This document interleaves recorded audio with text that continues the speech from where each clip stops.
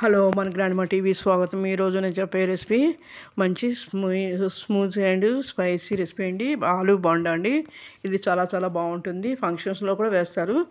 ఎప్పుడైనా మనం కూడా ఇంట్లోనే చేసుకోవచ్చు. 3 బంగాళాదుంపలు తీసుకుని మీడియం సైజు శుభ్రంగా కడిగి పీల్ తీసేసి ముక్కలుగా రెడీ చేసుకోవాలి. అలాగే ఉల్లిపాయ, పచ్చిమిరపకాయ, కరివేపాకు, అల్లం కూడా శుభ్రంగా కడిగి వాటిని కూడా చిన్న పచ్చిమిరపకాయ నేను 3 వేసాను. కావాలంటే ఇంకోటి కావాలంటే మీరు కారాన్ని బట్టి వేసుకోవచ్చు. ఆల్రెడీ మనం కారం అన్నీ వేస్తాం కాబట్టి అది సరిపోతాయి. కారాన్ని బట్టి చూసి వేసుకోండి. అలాగే ఇప్పుడు బఠానీలు నానబెట్టిన అవి కూడా వేసుకోండి. బౌల్ తీసుకుని ఒక గిన్నె తీసుకుని దాంట్లోనే ఉల్లిపాయలు వేగడానికి సరిపడా నూనె వేసుకుని అవి బాగా వేగనివ్వాలి. దాంట్లోనే పచ్చిమిరపకాయలు, కరివేపాకు, అల్లం వేసి ఒకసారి వేగనికి పైన మనం రెడీగా ఉంచుకున్న బంగాళదుంపలు వేసి అలాగే బఠానీలు కూడా వేసి నానబెట్టి ఉంచుకున్న బఠానీలు కూడా వేసి పైన ఉప్పు వేసి కొద్దిగా పసుపు వేసేసి నీడపడడం మూత పెట్టాలి. ఈ నీడపడడం మూతకి తొందరగా మగ్గిపోతే ఆవిరి మీద మగ్గిపోయి మామూలుగా అయితే కుక్కర్లో ఉడకబెట్టచ్చు. నేను కుక్కర్ ఉడకబెట్టడం ఇలా డైరెక్ట్గా చేసానండి. ఇదేనా టేస్ట్ బాగుంది. అది ఉడికేలోపు మనం 2 గరిటెలు నేను గరిటెతో తీసుకునండి. లేదంటే మీరు మెజర్మెంట్ ఏదైనా గిన్నెతో తీసుకోవచ్చు. అలా 2 గరిటెలు శనగపిండి తీసుకుని ఒక అరగట్టి బియ్యపిండి తీసుకున్నాను. ఎందుకంటే మరీ మెత్తగా లేకుండా కొద్దిగా బాగుంటాయని చెప్పి బియ్యపిండి వేసాను. అలాగే దాంట్లోనే ఈలోపు మనం రెడీ చేసి ఉంచుకుని దాంట్లోనే కొద్దిగా ఉప్పు, కొద్దిగా వంట సోడా వేసి ఉంచుకోవాలి. ఈలోపు ఆ పక్కన పెట్టుకుని దాన్ని మనం ఈ కూర ఉడికిందో చూసుకుని దాన్ని ఒక ప్లేట్లో తీసుకుని దాంట్లోనే కారం, గరం మసాలా పౌడరు, చాట్ మసాలా, జీరా పౌడరు అన్నీ వేసి కొత్తిమీర కూడా వేసి తరిగి ఉంచుకుని కొత్తిమీర ఒక గుప్పుడు కొత్తిమీర వేసి ఇవన్నీ పైన ఒక నిమ్మకాయ పిండానండి, అరచెక్క పిండాను. దాన్ని టేస్ట్ ఏంటి కారం అవి ఉన్నా కూడా ఉప్పు ఉన్నా బ్యాలెన్స్ అవుతుందని అలా పిండానండి.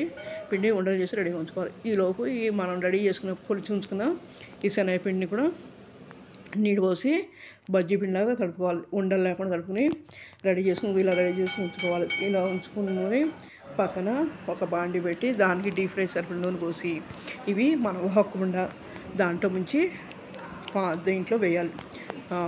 బాండీలో వేస్తే అవి నిదానంగా సన్నటి మంట కాకుండా మీడియం మంట మీద పెట్టి వేయించాలి. అన్నీ వేసిన వెంటనే కదపకూడదు. ఒక 2 మినిట్స్ ఆగి జాగ్రత్తగా కలపాలి. ఒక 5-6 వేసిన తర్వాత అప్పుడు కలిపితే ఒక్కొక్కటి చక్కగా గోల్డ్ కలర్లో వేగి చాలా టేస్ట్ బాగుంటాయి.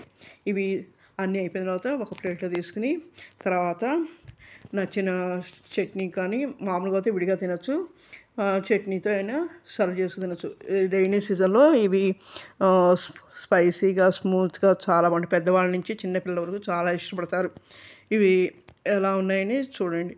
మామూలుగా అయితే పోపు దినుసులు వేయచ్చు. నేను ఇంకా పోపు దినుసు ఎందుకంటే పెద్దవాళ్ళకి ఇబ్బంది అవుతాయి, పళ్ళు అవి కింద పటపట ఇది అవుతాయని చెప్పి నవల నేరని చెప్పే ఉద్దేశం వేయలేదు. కావాలంటే వేసుకోవచ్చు, నేను వేయలేదండి. ఇలా ప్లేట్ తీసుకొని సర్వ్ చేసుకోండి. మనకు నచ్చిందండి. లేదంటే ఉట్టివే తినచ్చు. ఈ ఈవినింగ్ స్నాక్స్ టైంగా బాగుంటాయి. ఎవరికి ఉద్యోగస్తులు వాళ్ళకి తొందరగా అయిపోతుందండి. ఇది చాలా హార్డ్గా ఉంటుంది. ఒక 5-6 తినంగానే చాలా కడుపు నిండా పిల్లలకు కూడా సరిపోతుందండి. ఓకే, లైక్ చేయండి, షేర్ చేయండి, సబ్స్క్రైబ్ చేయండి. మరిన్ని వీడియోలకు అవకాశం ఇవ్వండి.